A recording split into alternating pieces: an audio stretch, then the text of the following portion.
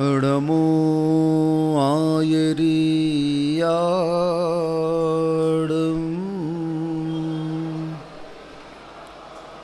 नमो वज्रायाडं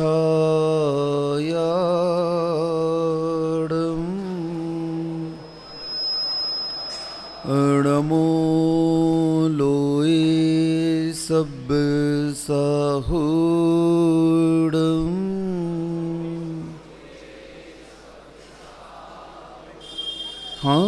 नित्य घटती आयु है पर पाप मति घटती नहीं। आई बुढ़ोती पर विषय से कामना हटती नहीं। मैं यत्न करता हूँ दवा मैं धर्म में करता नहीं। दुर्मोह महिमा से ग्रसित हूँ नाथ बच सकता नहीं।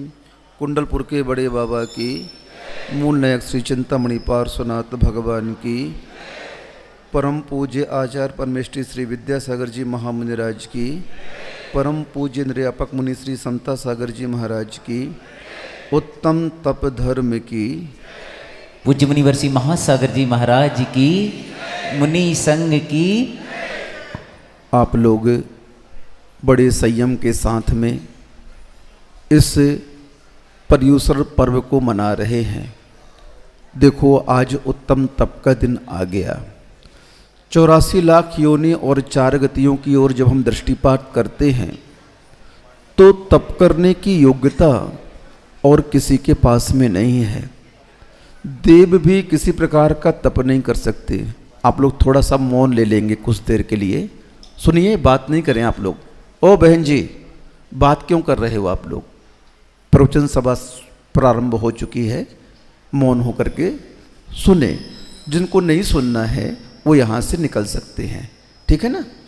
तो उत्तम तप की बात आ रही है और उत्तम तप में आप सुने ना, ध्यान ना करें, फिर उत्तम तप कैसा कहलाएगा आप लोगों का। मैं आपकी तारीफ करने जा रहा हूँ, पता है आपको, क्योंकि चारों गतियों में से उत्तम तप करने की योग्यता अगर किसी के पास में होती है तो मात्र एक मनुष्य ही है। वो भी मनुष्य आप लोगों को बताए थे 5 प्रकार के, तो आर्य क्षेत्र के मनुष्य के पास में है। और आर्य क्षेत्र में भी मात्र जैनों के पास में ये तप त्याग की बात आती है। तप त्याग तो बहुत लोग करते हैं, लेकिन उत्तम शब्द जो रखा है ये बहुत मार्के का है। सम्यक समीचीन आचरण जो करता है वह उत्तम तप का रूप लेता है। और उत्तम तप करने वाले बहुत अल्प होते हैं और कर्मों की निर्जरा भी उत्तम तप के माध्यम से होती है। बहुत सारे साधक होते हैं, पंचाग्नि तपने वाले, एकांत में वास करने वाले, लेकिन उन सभी का लक्ष्य मात्र भावी भोगों की इच्छा रहती है। संसार में साधना करते समय एक दृष्टि बनाई जाती है कि किस दृष्टि को लेकर हम साधना कर रहे हैं। विद्यार्थी का लक्ष्य हुआ करता है कि मैं इस विद्या के माध्यम से अमुक क्षेत्र में जाकर के उसमें निष्णात होकर के अपना नाम रोशन करूंगा। ऐसे ही साधक की एक दिशा होती है। कई साधक ऐसे होते हैं जो संसार में श्रमण तो बन जाते हैं। रावण का उसमें एक नाम आता है। रावण पूर्व भाव में बहुत बड़ा मुनि था, बहुत बड़ा साधना करने वाला था, बहुत बड़ा साधक था रावण। कहते हैं अगर उस भाव में वह निदान बंद नहीं करता, उस प्रतिनारायण के पद की इच्छा नहीं करता, उस भावी भोग की इच्छा नहीं करता, तो उसे उसी भाव में मुक्ति मिल जाती। जो ध्यान वह संसार के पदार्थों को प्राप्त करने के लिए लगा रहा है, जो तप वह संसार के पदार्थों को प्राप्त करने के लिए कर रहा है, वह तप अगर वह आत्म साधना के लिए कर देता तो उसे आत्म तत्व की उपलब्धि हो जाती। लेकिन उस तप की दिशा उसने बदल दी, उस ध्यान की दिशा उसने बदल दी और उसका लक्ष्य बदलते ही सब कुछ बदल गया। दृष्टि बदलते ही सब कुछ बदल जाता है। महाराज जी कई बार सुनाते हैं, नजरे तेरी बदली तो नजारे बदल गए, और किश्ती ने बदला रुख तो किनारे बदल गए। दृष्टि का ही खेल है मात्र। हम जैन कुल में जन्म लेने के उपरांत जितनी भी क्रिया करते हैं, सारी क्रिया समीचीन कहलाती है, सत्य कहलाती है, सम्यक कहलाती है, उत्तम कहलाती है। लेकिन उस उत्तम क्रिया को करने के उपरांत भी अगर हमारी दृष्टि में लक्ष्य नहीं है, तो हमारी क्रिया हमें सही दिशा प्रदान नहीं कर सकती है। दृष्टि में लक्ष्य स्थापित करने का नाम ही उत्तम तप है। आप लोगों ने कल 5 इंद्रिय और मन का निरोध करके संयम को प्राप्त कर लिया। ये संयम ही एक तरह से देखा जाए तो उत्तम तप है। तप की परिभाषा आचार्यों ने क्या बनाई? इच्छा निरोध है तप है। इच्छाओं का निरोध करना ही तप है, और कोई तप हमारे यहाँ नहीं है। बाह्य तप के रूप में शरीर को कष्ट आदि प्रदान करने का प्रावधान है। क्यों है? उस अंतरंग तप की साधना के लिए 12 प्रकार के तपों में यह कार्य रखा गया तप का, क्योंकि इसके बिना आप इच्छाओं का निरोध नहीं कर सकते। देखो, आप पैसा वाले हैं, आप धनवान हैं, आप वैभव संपन्न हैं, आप शरीर से संपन्न हैं, आप 1 मिनट में चाहें तो आपकी मन चाहिए वस्तु आपको प्राप्त हो सकती है, क्योंकि आप सक्षम हैं। तो ये कार्य करना आसान है कि अपनी बलवती इच्छा को रोकना आसान है। बताओ, कठिन कौन सा कार्य है? कठिन कौन सा कार्य है? उस समय आपने जिस वस्तु का स्मरण किया, जिसे प्राप्त करने के भाव किए, उस वस्तु को प्राप्त कर लेना कठिन है या उस वस्तु को प्राप्त करना नहीं कठिन है? कौन सा कार्य कठिन है?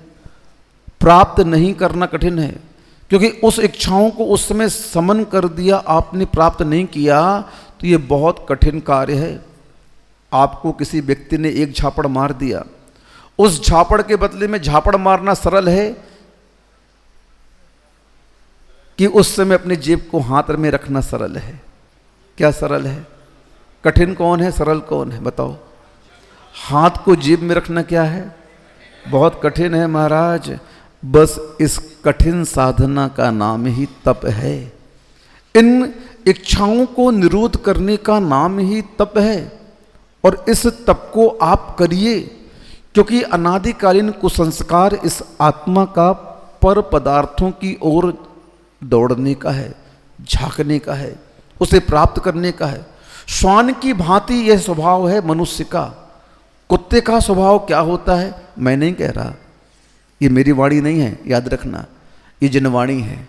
मैं अपनी तरफ से एक शब्द भी नहीं कहता। ये सब आगम की वाणी है, आचार्यों के उदाहरण हैं कि वह श्वान जिस प्रकार हड्डी को देख करके उसे चबाता है मुख में रख करके, लेकिन उस हड्डी में कोई रस है क्या? वो तो हड्डी है, सूखी हड्डी है, लेकिन उसको चर्वण करते करते करते उसके दांत से, मुख से खून बह जाता है, और वह क्या सोचता है कि इस हड्डी से वह खून निकल रहा है, और उस खून को पीने लगता है। अब बताइए, आप किसके खून को पी रहा है वह श्वान? स्वयं के खून को पी करके उसमें आनंद की अनुभूति कर रहा है। और जैसे ही वह हड्डी उसके मुख से अलग होती है और उसके जबड़े में पीड़ा होती है, तब उसे समझ में आता है कि मैं अभी क्या गलती कर रहा था। ऐसे ही संसारी प्राणी इस मन के प्रभाव में आकर के उन इंद्रियों के विषय भोगों को अपने भावना में पुष्ट करता है, और पुष्ट करने के उपरांत यह उसमें स्वाद लेता है, उस स्वान की भांति। और स्वाद समाप्त होने के बाद में जब वह अपने जबड़े से खून निकलने लगता है, विभिन्न प्रकार के रोग इस शरीर में उस भोग के परिणाम स्वरूप उत्पन्न हो जाते हैं। तब इस व्यक्ति को समझ में आता है कि ये ऐसा कैसे हो गया, ऐसा कैसे हो गया। भैया, बिना कारण के कोई भी कार्य होता ही नहीं है, ये सिद्धांत है। न्याय ग्रंथों में कह दिया कि एक छोटा सा भी कार्य क्यों न हो, उस कार्य की निष्पत्ति में, उस कार्य को संपन्न करने में अनेक कारण बनते हैं। आप एक ग्रास रोटी का मुंह में रखते हैं, उस एक ग्रास की उत्पत्ति में कितने कारण बने। पहले जमीन को साफ करो, फिर उस पर हल चलाओ, उसे संस्कारित करो, पुनः उस पर बीज का वपन करो, उसके बाद में खरपतवार आ गई उसको उखाड़ो, जल दो, खाद दो, पशुओं से उसकी रक्षा करो, फिर जाकर के वह बीज बड़ा होता है। फिर बीज बड़ा होता है, फिर कीड़ों से रक्षा करो, फिर पशुओं से रक्षा करो, बाड़ा लगाओ। उसके बाद कहीं पानी न गिर जाए, कहीं तुषार न लग जाए, बड़ी बड़ी कठिनाइयों को पार करते हुए वह बीज एक आपके घर में आता है। उन्हें क्या नहीं खा सकते तुरंत, पुराना होने दो थोड़ा सा। नया बीज खाओगे उधर सूल हो जाएगा, पेट में दर्द हो जाएगा। अब बड़ी मुश्किल है, बीज घर में भी आ गया लेकिन खा नहीं सकते उसको। क्यों? बीमारियां पैदा हो जाएंगी। उसको सूख नहीं दिया जाए, उसको पुराना होने दिया जाए। पहले से आप व्यवस्था करके रखते हैं, साल भर का गेहूं आदि रखते हैं जैन लोग धो धा के, तो उसके लिए 2 बोरा रखना है तो 3 रखते, क्योंकि पुराना नया आएगा तो पुराना होने में उसको समय लगेगा। आ गया, अब उसको चूर्ण के रूप में परिवर्तित करो, आटा बनाओ उसका, फिर जे गूंथेंगे, अल्टा पल्टा करो, सेको, उपयोग यहाँ वहाँ हो गया तो जल भी सकती है रोटी। अब क्या हुआ? सब कुछ करने के बाद में वह एक ग्रास मुख में जाता है, तब चर्वण करके आप उसका स्वाद लेते हो, और मूल तो जब पच जाए तभी आपके शरीर में वह रस पैदा करेगा, नहीं तो जहर बन जाएगा। अब बताओ, उस एक ग्रास को खाने के लिए कितनी प्रोसेस हुई, कितने कारण उसमें सम्मिलित हुए, आप देखिए, तब कहीं जाकर के एक कार्य संपन्न होता है। ऐसे ही हमें संसार के उस सिद्धि के लिए बहुत सारे कारणों को जोड़ना पड़ेगा।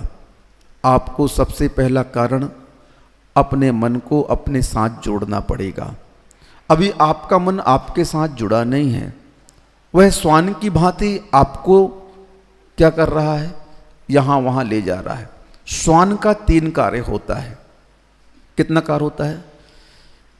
यहाँ वहाँ घूमना, जो मिला उसे खा लेना, और अपने जाति भाई को देख कर के गुर्राना।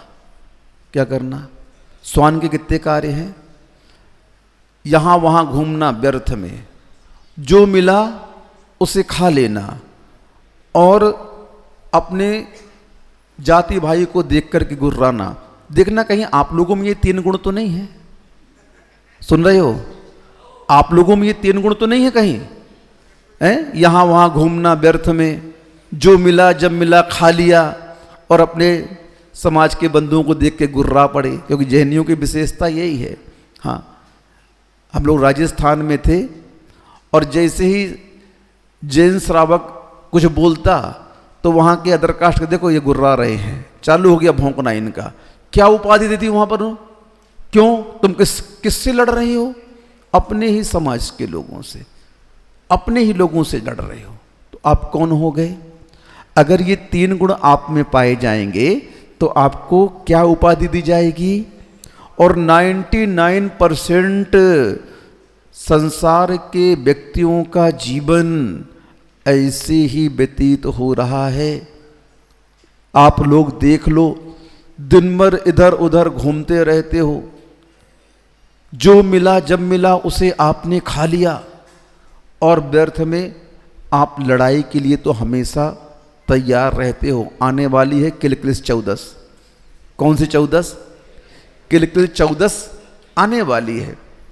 होगा द्वंद्व, होगा। लो, द्वंद्व कब होता है?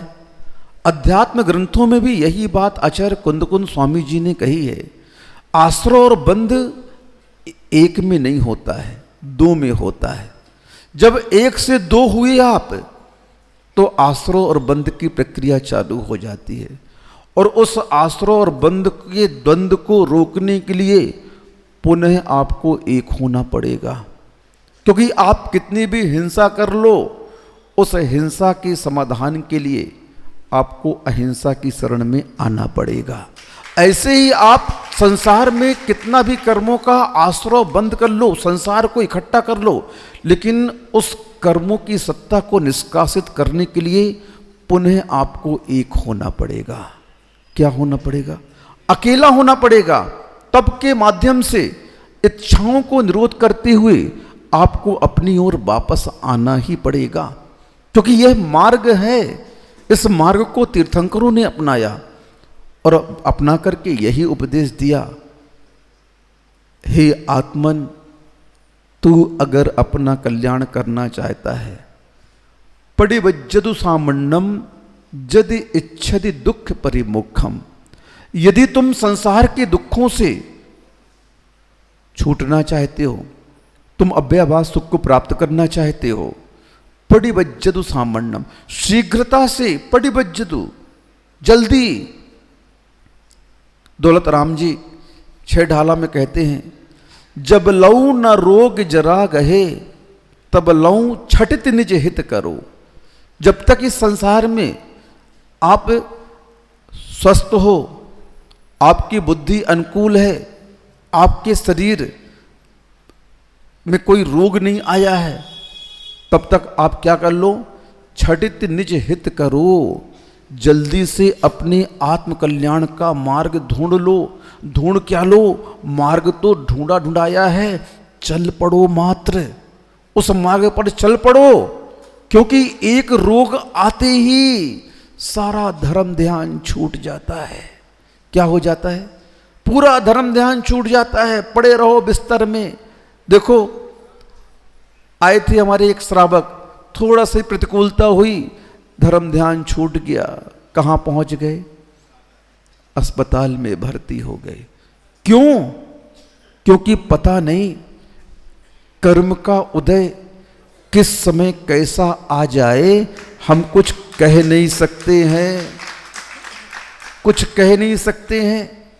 इसीलिए समझदारी किस में है? समझदारी इसी में है, जो वर्तमान है उसको ब्राइट कर लो। फ्यूचर की ओर मत देखो,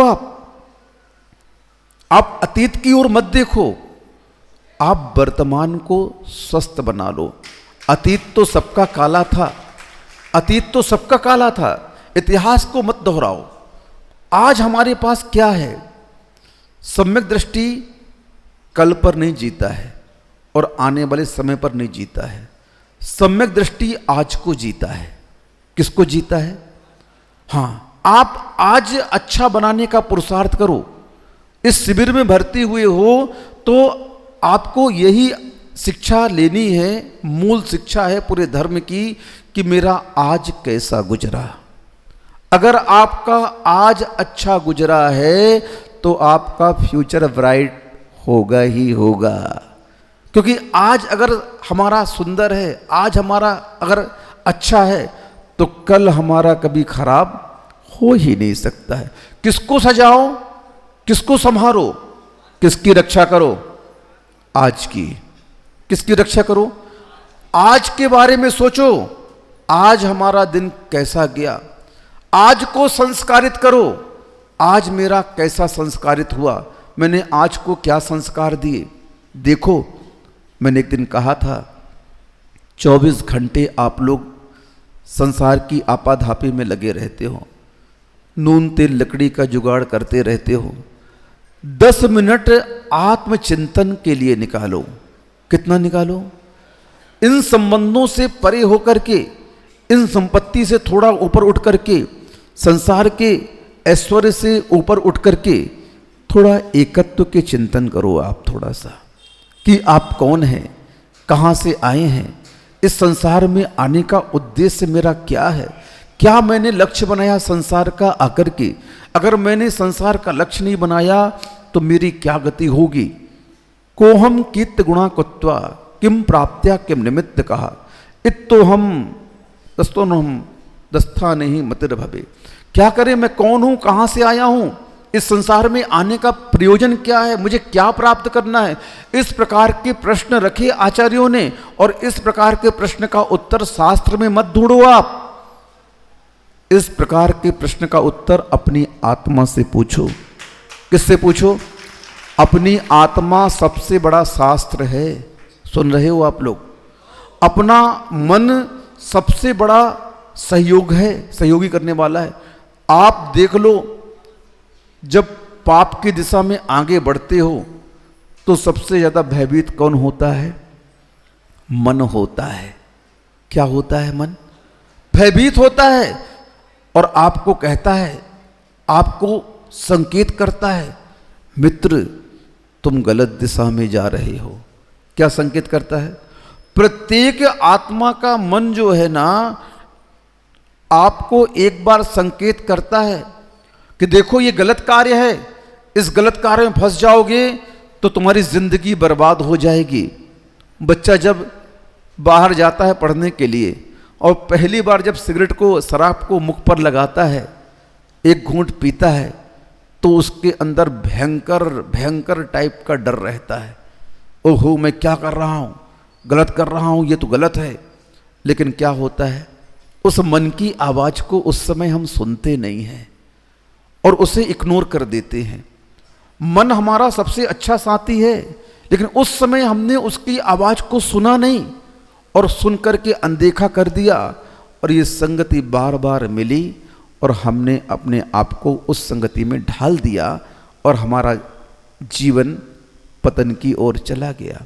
इसलिए मन की आवाज तो यही है कि ये सब पाप हैं, और पाप को पाप ये संकेत मन भी देता है, लेकिन हम उस मन की आवाज को अनदेखा करके पुनः उस पाप की ओर बढ़ जाते हैं। जिन्होंने अपने मन की आवाज सुन ली कि नहीं ये तो सत्य बोल रहा है, फिर वे विदेश भी हो आए। गांधी जी शिक्षा प्राप्त करने के लिए साउथ अफ्रीका गए। उनकी माँ बाप जैन धर्म को मानने वाले थे, मुनियों को मानने वाले थे, आहार देने वाले थे। गांधी जी जैन धर्म के थे, जैन संप्रदाय, जैन धर्म से उनका संबंध था। उनकी माता जैन धर्म की थी, मुनियों से जुड़ी हुई थी, जैन धर्म से जुड़ी हुई थी। तभी तो उनके जीवन में अहिंसा और सत्य कूट कूट कर भरा था। यही कारण था उसका कि उन्होंने अपनी मां से बचपन में शिक्षा ग्रहण की, अहिंसा और सत्य के व्याख्यान को सुना, उसके फल को सुना, और सुनकर के उन्होंने अपने जीवन में उसे उतारा। जब वे विदेश जा रहे थे तो मां ने कहा, मैं तुझे नहीं जाने दूंगी, वहां पर मांस भक्षण होता है, तो काम वासना में फंस जाएगा, तू व्यसनों में लिप्त हो जाएगा। गांधी जी एक ही उत्तर देते हैं, मां तुझे अपने संस्कार पर विश्वास नहीं है क्या? भव्य आत्मा कैसी होती है? भव्य आत्माओं का मन ये जानता है कि पाप क्या है, धर्म क्या है। उन्हें समझाने की आवश्यकता नहीं होती है, और वे मां से बस इतना ही कहते हैं, मां तुझे अपने संस्कार पर विश्वास नहीं है क्या? क्या तूने मुझे संस्कार नहीं दिए क्या? और मैं उस संस्कार का पालन नहीं कर पाऊंगा? विश्वास कर मां, मैं तेरा बेटा हूं, और तूने जो संस्कार मुझे दिए हैं उस संस्कार का पालन मैं अपने प्राणों की रक्षा से भी ज्यादा करूंगा। क्योंकि जो सम्यक दृष्टि होते हैं ना, उन्हें प्राण प्रिय नहीं होते हैं, उन्हें धर्म प्रिय होता है। क्या होता है? सम्यक दृष्टि कभी भी प्राणों के बारे में नहीं सोचता है, उसका सोच हमेशा धर्म की ओर रहता है। वो आप जैसा बेवकूफ नहीं होता है। आप लोग किसकी चिंता करते हो? इस शरीर की चिंता करते हो, जो नश्वर है, पुद्गल का है, उसकी चिंता में, उसकी साथ सबर में, उसकी पुष्ट करने में क्या हो जाता है? गुरु जी कहते हैं, जो इस शरीर को सजाएगा वह उतना ही सजा पाएगा। जो इस शरीर को सजाएगा वह उतना ही सजा पाएगा, और जो इस शरीर को जितनी सजा देगा, जो इस शरीर को जितनी सजा देगा, वह उतना ही सज जाएगा। अब आप देख लो, आपको सजना है या सजा पाना है, क्या करना है ये आपके ऊपर है। सजा पाना है तो इस शरीर को सजाते रहो, अपनी इच्छाओं की पूर्ति करते रहो, इंद्रियों को पुष्ट करते रहो और संसार के पाप कार्यों में लिप्त रहो। कोई तुम्हें रोकने वाला नहीं है। यहां पर मनमानी करने वाले भी तुम हो और यहां पर उस मनमानी को रोकने वाले भी तुम हो। पाप करने वाले भी तुम हो और पाप से परहेज करने वाले भी तुम हो। हम तो मात्र एज ए माइलस्टोन, क्या है, मील का पत्थर है। यहां से सागर 60 किलोमीटर है, यहां से भोपाल 120 किलोमीटर है। कहां जाना है भाई साहब, कहां जाना है, उस दिशा को पकड़ लो। तो धर्म ने आपको बता दिया ये पाप है, ये धर्म है। अब आप अपने मन को कैसा प्रशिक्षित करना चाहते हो, कैसी ट्रेनिंग देना चाहते हो? क्या आप अपने आत्मा के हित के प्रति जागरूक हो या नहीं हो? नहीं हो तो परिणाम क्या होगा? उस मारीच का जीव जिसे साक्षात आदिनाथ भगवान का समोसरण मिला, साक्षात तीर्थंकर के कुल में जन्म लिया, भरत का पुत्र बना चक्रवर्ती का, लेकिन उसने अपने मन को क्या किया? पाप कार्यों की ओर लगा दिया। क्योंकि पंच परावर्तन की इस चक्र में, इन गलियों में आत्मा ने एक गलती की है। सुन रहे हो? इस पंच परावर्तन के चक्र में, इन गलियों में आत्मा क्यों भटक रही है? मात्र आत्मा की एक ही भूल है कि इन पंच परावर्तन के परिवर्तन में आत्मा ने मन को परिवर्तित नहीं किया। आपने मन को परिवर्तित नहीं किया और उस अपरिवर्तन के कारण ही यह संसार का चक्र चल रहा है। जब तक आप अपने मन को परिवर्तित नहीं करोगे, जब तक आपके अपने मन में यह परिणाम नहीं आएंगे कि संसार के विषय भोग विष के समान है, संसार के संबंध बेड़ियों के समान है, संसार का ऐश्वर्य, संसार के जितने भी पदार्थ हैं मुझे मात्र पाप का आश्रय बंद कराने वाले हैं। ये परिणाम जब तक आपके स्वयं के मन में नहीं आएंगे तब तक आप अपने मन को मोक्ष मार्ग पर नहीं लगा पाएंगे। क्योंकि यहां पर सारी प्रक्रिया का दारोमदार आपके ऊपर है। यहां पर तीर्थंकर आपकी कोई मदद नहीं करेंगे, गुरु आपकी कोई मदद नहीं करेंगे। गुरु मात्र इतनी ही मदद करेंगे, कितनी करेंगे? अगर आप चलने में राजी हैं तो आपको साथ ले चलेंगे। मैं जा रहा हूं शिखर जी, तुमको चलना है क्या? चलना है किसी को?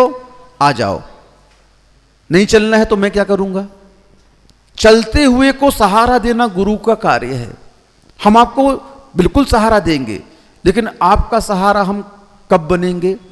जब आप अपने आपके लिए परिवर्तित करोगे। आपके मन में ये परिणाम आएंगे कि नहीं, मुझे अब इस कार्य से परहेज करना है। शराबी जब मन बनाएगा कि नहीं, अब मैं शराब को नहीं पीऊंगा, अब मैं गुटखा तमाकू नहीं खाऊंगा, जब व्यक्ति यह मन बनाएगा कि नहीं, चमड़े की वस्तु पहनना हिंसा है, चमड़े के पदार्थों का उपयोग करना हिंसा है, इससे गायों का वध होता है, अन्य पशुओं का वध होता है, ये परिणाम जब तक आपके अंदर नहीं आएंगे तब तक आप अहिंसा की ओर नहीं बढ़ पाओगे। और जब तक आप अहिंसा की ओर नहीं बढ़ पाओगे तब तक आप कभी भी धर्म को अपना नहीं पाओगे। धर्म को अपनाने के लिए इच्छाओं पर निरोध प्राप्त करना नितांत आवश्यक है। भगवान बनने का सूत्र ही हमारे गुरुदेव ने कह दिया, इच्छा माइनस मनुष्य इक्वल टू भगवान। भगवान कौन बना? भगवान बनने का सूत्र क्या दे दिया? इच्छा माइनस मनुष्य इक्वल टू भगवान। बस इतना सा सूत्र है भगवान बनने का। कितना सूत्र है? इच्छा माइनस मनुष्य बराबर ईश्वर, भगवान, ये कैसे बने भगवान? इन्होंने क्या किया भगवान बनने के लिए? बताओ ना, तब किया कि नहीं किया? हाँ, गांधी जी ने बोल दिया मां से, नहीं मां, आप मेरे ऊपर विश्वास तो रखो, मैंने संस्कार लिए हैं आपसे, मैंने उस संस्कार को अपने जीवन का आधार बनाया है। और देखो, वहां गए, विदेश गए, और वहां पर उन्होंने शाकाहार का ही प्रयोग किया। एक समय की घटना है, एक चर्च का पादरी उनसे प्रभावित था और उनके 3 बच्चे थे पादरी जी के। अब उन पादरी जी को लगा कि गांधी जी को अगर मैं मांस खिला दूं तो बहुत बड़ा काम हो जाएगा, क्योंकि उस समय वो साउथ अफ्रीका में रंग भेद नीति चल रही थी, झगड़ा हो रहा था। उसमें उन्होंने साथ दिया उन काले विदेशियों का, और उन्होंने रंग भेद नीति का विरोध किया था उस समय। तो उस समय वे नेता के रूप में उभार, तो जो महापुरुष होते हैं उनकी ख्याति कभी छुपती है क्या? वो तो कहीं भी चले जाएं उनका यश प्रकट होने लगता है। अब क्या हुआ, उस पादरी ने गांधी जी को निमंत्रण दिया कि आप हमारे यहाँ भोजन पे आइए। गांधी जी ने कहा, नहीं भाई, मैं आपके यहाँ भोजन में नहीं आ सकता, आप मांसाहार करते हो और हम शाकाहार करने वाले हैं, हम कैसे आपके यहाँ भोजन करने आएंगे? पादरी जी ने कहा, नहीं, आप आइए तो हम पूरे शाकाहार भोजन की व्यवस्था करेंगे, पूरे बर्तन आदि अलग से मंगाएंगे। और जैनियों, टेंट हाउस के बर्तन में भोजन करने वाले, सुनो, वो टेंट हाउस के बर्तन दुनिया में जाते हैं, उसमें मांस पकता है और आप लोग शादी ब्याह में उसे लेकर उपयोग करते हैं। हम लोग जब घर में थे, छोटे थे, समाज के बर्तन अलग हुआ करते थे, अलग से व्यवस्था थी हर चीज की। और आजकल आप लोग सब धर्म को एक तरफ रख करके बस सब काम रेडीमेड कर रहे हो। धिक्कार है तुम्हारे जीवन पर। आप उस धर्म की चिंता ही नहीं कर रहे हो, आपको बस अपने इस लौकिक संसार की चिंता है कि संसार में मेरा कार्य कैसे सफल हो, संपन्न हो और मैं आगे बढ़ूं। इसका परिणाम भोगना पड़ेगा आपको। मरीज के जीव ने ऐसी पंच प्रावर्तन की कोई भी गलियां नहीं बची, ऐसी कोई भी पर्याय नहीं बची जहां वह भटका न हो, जहां वह पैदा ना हुआ मरा ना हो। अंत में उसे समझ में आया कब? शेर की पर्याय में। आप कब समझोगे? आप अभी समझना चाहोगे कि शेर की पर्याय में समझना चाहोगे? किस पर्याय में समझना चाहोगे आप लोग, बता दो मुझे। हमारे महाराज जी वैसे व्यवस्था करें आप लोगों की। इस पर्याय में समझ गए तो तुम्हारा यह जन्म भी सफल हो जाएगा और आगे की पर्याय भी आपकी कैसी हो जाएगी? अच्छी हो जाएगी, अच्छी मिलेगी। गांधी जी पहुंच गए, वहां पर उनके 3 बच्चे पादरी के थे और उन बच्चों ने पूछा, पिताजी आज ये शाकाहार भोजन क्यों बन रहा है घर में? बोले, भारत के एक गांधी जी हैं, वो आए हैं, उनके लिए भोजन पकाया जा रहा है, वो मांस नहीं खाते। उन बच्चों को सुनकर आश्चर्य हुआ, क्या ऐसे व्यक्ति भी होते हैं जो मांस नहीं खाते? देखो, इच्छा निरोध का परिणाम देखो। वे वहां पर पहुंचे गांधी जी। बच्चों ने गांधी जी से प्रश्न किया कि आप मांस क्यों नहीं खाते हैं? गांधी जी ने उत्तर दिया, बेटा एक उंगली लाना, उंगली लाए और चक्कू से थोड़ा सा काट दिया बच्चे को। आपको दर्द हुआ? हाँ पापा, बहुत दर्द हुआ, बहुत दर्द हुआ, खून भी आ गया। बोले, बेटा जैसे तुझे दर्द होता है ना, वैसे उस जीव को भी दर्द होता है, उसे भी पीड़ा होती है। वह बेजुबान नहीं है, उसके अंदर जुबान है, वो व्यक्त नहीं कर पाता अपनी भाषा को, और तुम व्यक्त कर देते हो मुझे दर्द हुआ। तुम अपने भय के कारण पिता की गोद में जाकर छुपते हो, उसको तुमने बंधन से बांध दिया, वो कहां भागे? अगर वह स्वतंत्र है, खुला हुआ है, तो वह अपनी रक्षा करने के लिए भागता है, दौड़ता है। जंगलों में भी बड़े बड़े जानवर होते हैं, छोटे जानवरों को पकड़ते हैं, उनकी रक्षा के लिए भागते हैं। गांधी जी ने उन बच्चों को अहिंसा का पाठ सिखाया। तीनों बच्चों ने पादरी के नियम ले लिया, आज से हम मांसाहार का त्याग करते हैं। अब बताओ, एक व्यक्ति की अहिंसा ने, सत्य ने इंद्रिय निरोध ने क्या काम किया कि वह विदेश में जाकर के उन मांसाहारी के बीच में उन मांसाहारी बच्चों को शाकाहारी बना करके आ गए। ये तप है, तप है। आप जो भी, ये नहीं कि 12 तप मात्र मुनियों का तप होता है, आप ये मत समझना। इन 12 तपों को श्रावक भी करता है। आपके जो 6 आवश्यक रखे गए हैं, जो आपका कुलाचार रखा गया है, उन कुलाचारों को पालन करना श्रावक का तप है। सुन रहे हैं आप लोग? और श्रमणों का तप क्या है? ये बाह्य तप और अंतरंग तप, अनशन, उनोदर, वृत्ति परिसंख्यान, रस परित्याग, काय क्लेश, विविक्त सय्यासन, ये हम लोग करेंगे। मत करो आप लोग। आप लोग के लिए कह भी नहीं रहे हैं कि आप लोग करिए ये सब चीजें। आप ध्यान नहीं लगाइए, कुछ नहीं करिए, आप शांत से कुलाचार का पालन कर लो भैया। ये बहुत बड़ा तप हो जाएगा श्रावक पर्याय के लिए। श्रावक धर्म का अगर आपने पालन कर लिया तो ये श्रावकों का सबसे बड़ा तप है। वैसे ये तप तो मुनियों के लिए कहे गए हैं, आचार्यों के गुणों में रखे गए हैं, लेकिन आप लोगों का तप क्या है? अपने मन को, अपनी इंद्रियों को निरोध करना, कुलाचार का निर्दोष पालन करना, 6 आवश्यकों का निर्दोष पालन करना, ये श्रावकों का तप है। और हमारे 12 तप हमारे पास में है। आप मत करो, लेकिन कम से कम इतना विवेक तो रखो कि मेरे जीवन में क्या है क्या उपादेय है, कौन मेरी आत्मा का अहित करने वाला है और किसके माध्यम से हम पाप से बच सकते हैं। भोग करने के लिए मना नहीं है, संसार के कार्यों को करने के लिए मना नहीं है, लेकिन दृष्टि कैसी रखें उस कार्य को करने के लिए, ये कला सीखिए आप। संसार के कार्य करते समय हमारी दृष्टि कैसी होनी चाहिए? मैंने एक दिन कहा था प्रवचनों में, क्यों कमा रहे हो? दान के लिए कमा रहा हूं। लो, आपका सारा बोझ किसके ऊपर चला गया? धर्म के ऊपर चला गया। गाड़ी खरीदी, क्यों खरीदी? तीर्थ यात्रा के लिए। लो साहब, हो गया काम आपका। क्या हो गया? जो भी कार्य करो आप, उसमें धर्म को हिस्सेदारी बना दीजिए आप। अब तो आप जानते हैं कि हम कितना दान करते हैं, कितना तीर्थ यात्रा गाड़ी से करते हैं, लेकिन यह विचार भी आपके मन में आ गया तो आपके मन में कम से कम ये बात तो आई कि हम अपने परिणामों को धर्म से जोड़े हैं। क्या रखे हैं? अपने परिणामों को धर्म से जोड़े हुए हैं। बस इसी का नाम तो इच्छाओं का निरोध है।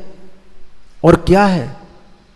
तो इच्छाएं बंधन है, और जब तक आप इच्छाओं के अधीन रहोगे तब तक आपका कल्याण हो नहीं सकता है। तपसा निर्जराचा, इच्छा निरोध को तप कहा, और इस तप के माध्यम से ही कर्मों की निर्जरा होगी।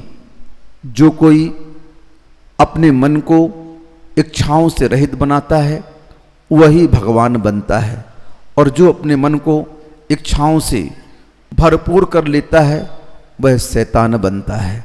भगवान बनना है कि शैतान बनना है, दो ही मार्ग हैं। मन का एक कार्य पापों की ओर ले जाना है, और मन का दूसरा कार्य उन पापों से बचा करके धर्म की ओर ले जाना है, और दोनों का कमांड करने वाली ये आत्मा है। इसलिए अपने परिणामों को आप रावण बनने की ओर न ले जाएं, राम बनने की ओर आएं। इन्हीं भावना से अहिंसा परमो धर्म की। बटन चालू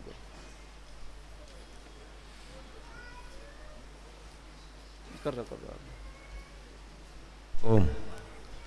पुनः एक बार महामंत्र के लिए तैयार हूं। इळमो अरिहंताणं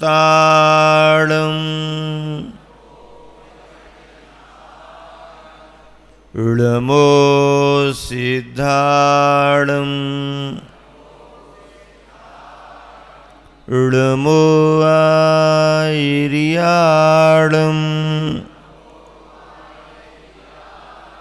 इळमो वच्छायाणं इळमो लोये सौविसाकूडम्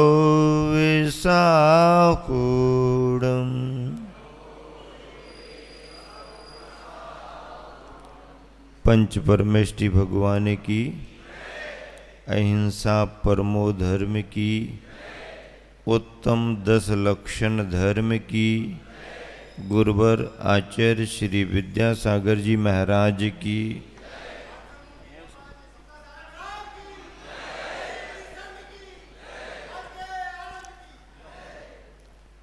अभी आप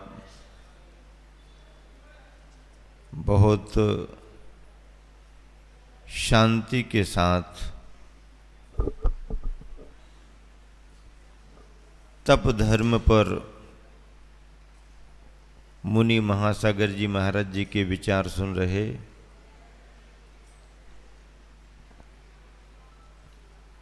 संस्कृत नीतिकार ने एक श्लोक लिखा है, वो मुझे याद आ गया।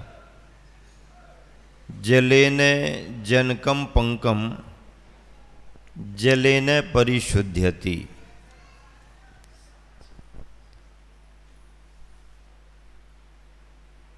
पानी कीचड़ पैदा करता है। बारिश हो तो रास्तों में कीचड़ हो जाता है और पैरों में लगता है। अब पैरों में यदि कीचड़ लग गया तो उस कीचड़ को किससे साफ करें? किससे साफ करें? पानी से साफ करते हैं। जो जल कीचड़ तैयार करता है वही जल कीचड़ का संशोधन भी करता है। जलेन पंकम जनकम